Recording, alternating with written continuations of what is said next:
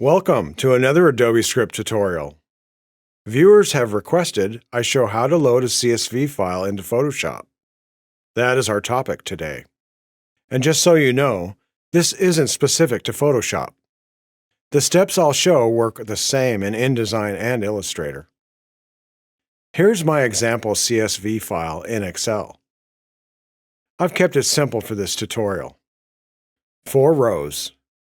First is the header, then 3 rows of content. Each row is 2 columns.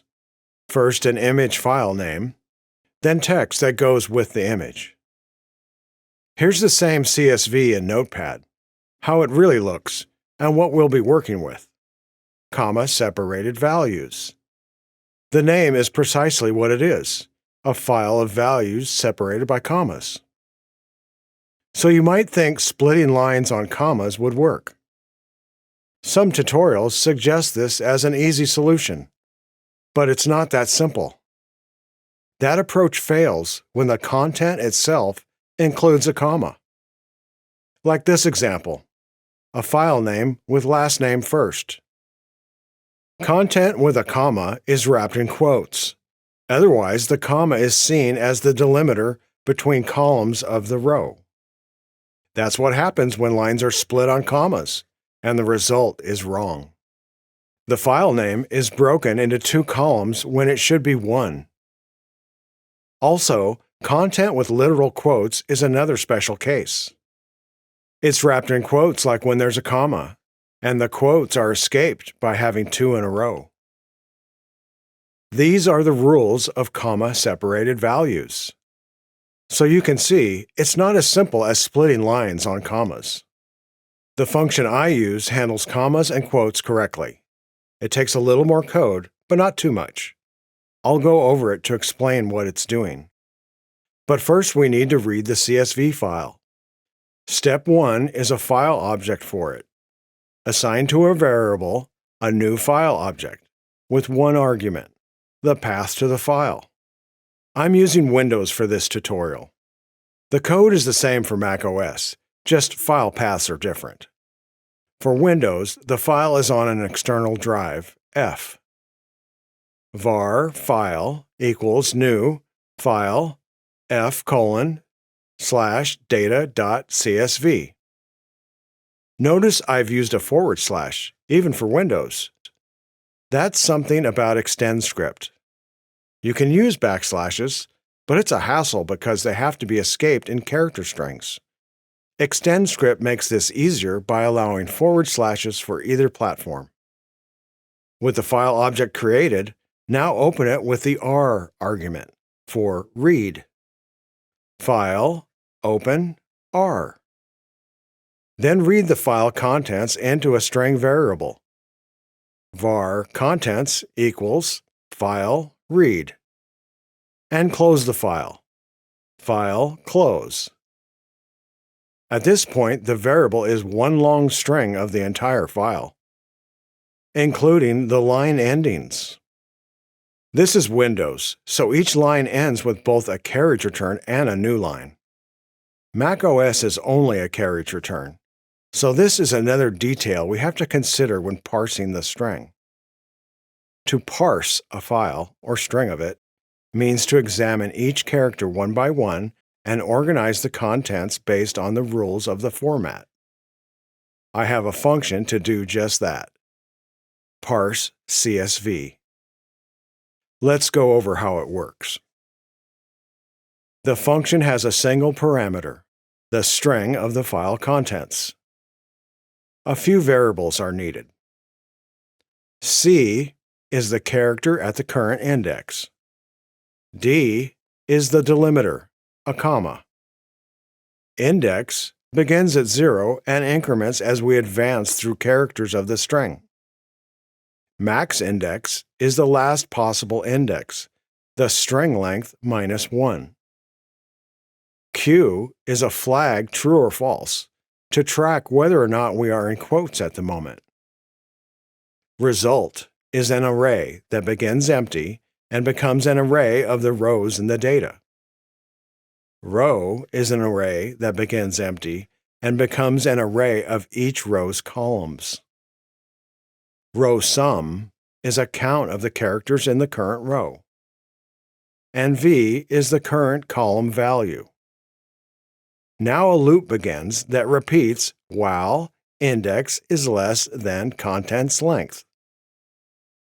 C equals the character at the current index.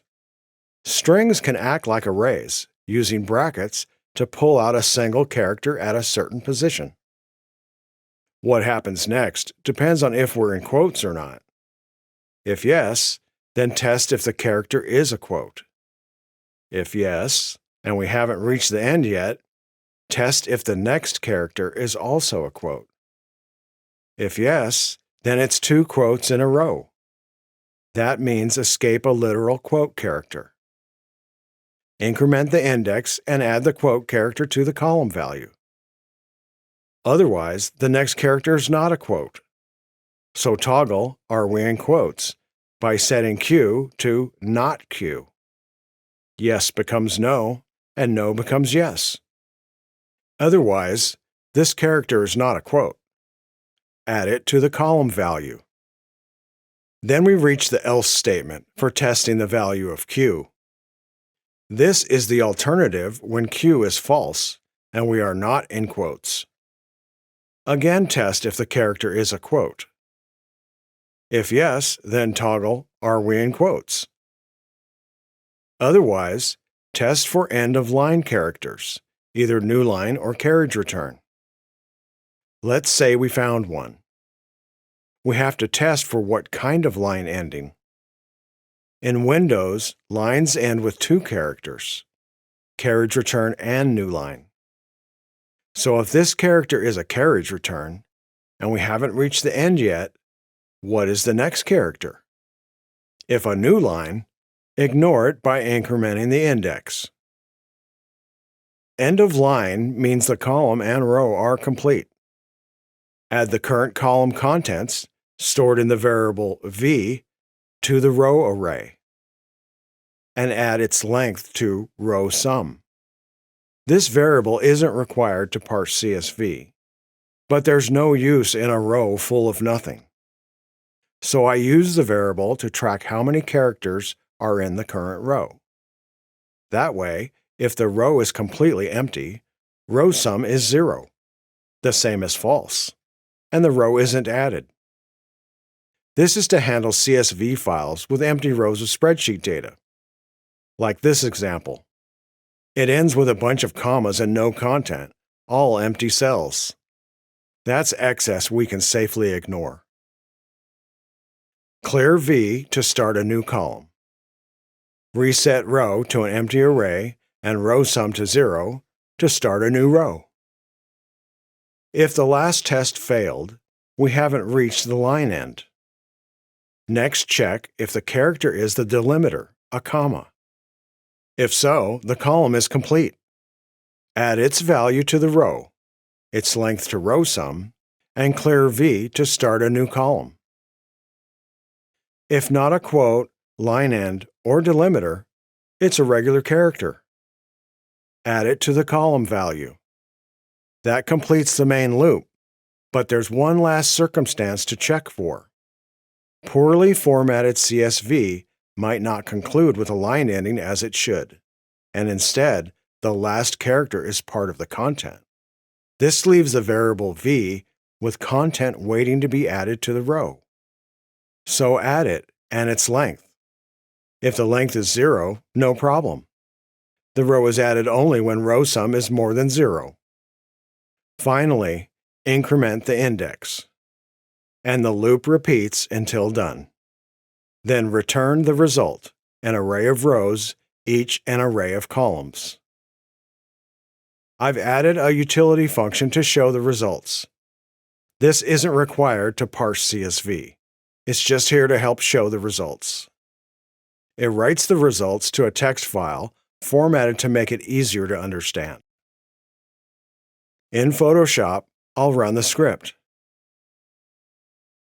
There's the result. You can use the function parse CSV in your own code. Read the file and pass the contents to the function.